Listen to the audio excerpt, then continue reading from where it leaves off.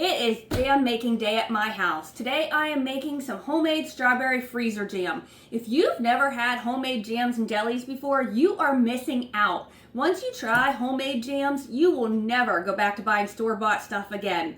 So today we are making strawberry freezer jam. I am just using the Shore-Gel recipe, so this recipe can be found on the Shore-Gel website.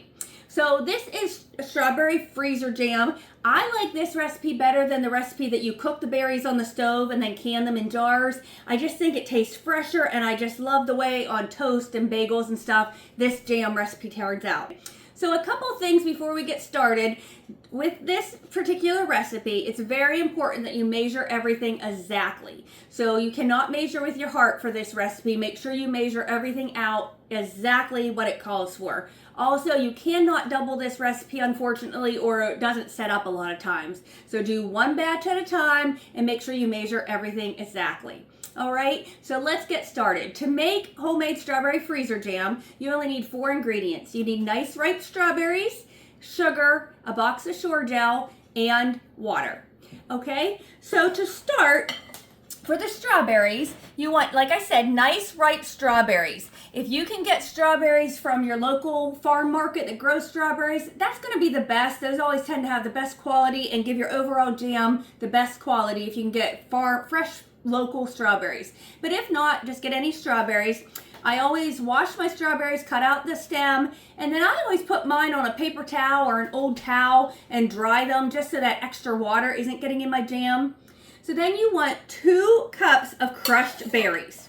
Okay, so how you get the crushed berries, once you have the berries washed, and like I said, I have to dry them, you can either take a fork and just mash them with a fork, or I do mine in a little mini chopper.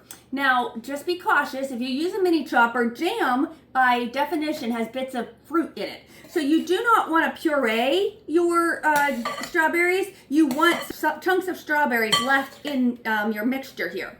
So if you're using a mini chopper or a food processor, just kind of pulse it. Do not puree your berries, okay? So measure out 2 cups of your mashed berries exactly.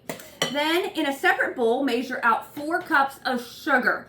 When I'm measuring my sugar, I take the knife and scrape off the measuring cup so I get exactly 4 cups. Now I know you're going to say that's a lot of sugar. Unfortunately, all your jams and jellies have so much sugar in them, even your store-bought ones do. So this recipe does have a lot of sugar in it.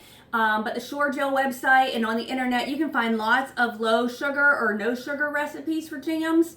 You can even get no sugar Shore-Gel. But for this recipe, you definitely want to use the 4 cups, okay? So we have 2 cups of the mashed berries, 4 cups of sugar. I'm just going to go ahead and stir my sugar into my berries.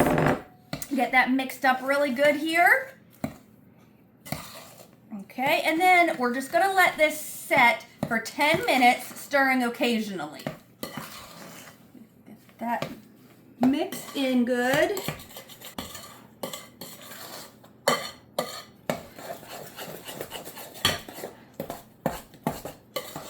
Okay, so we're just going to let this sit for 10 minutes, and then I'm going to stir it occasionally throughout that 10 minutes.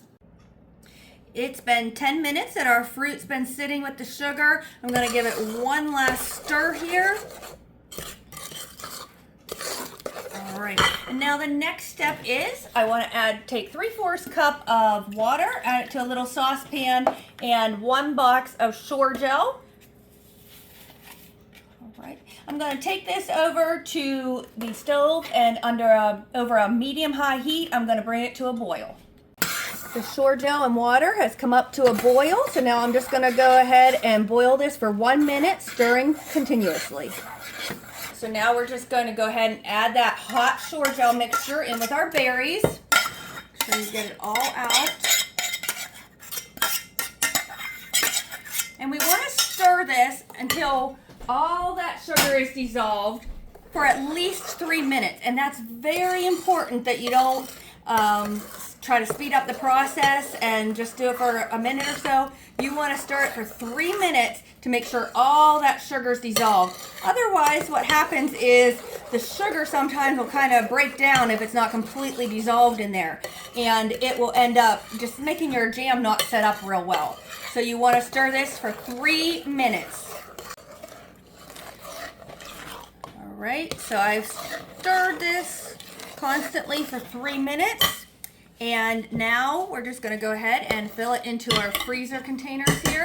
I just use these Rubbermaid containers, but any container that is freezer safe will work. You just want to fill them up, leave about a 1/2 inch headspace at the top.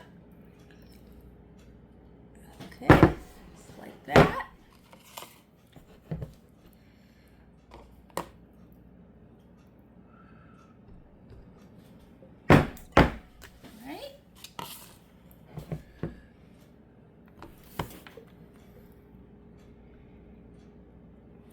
This one needs a little bit more, I think.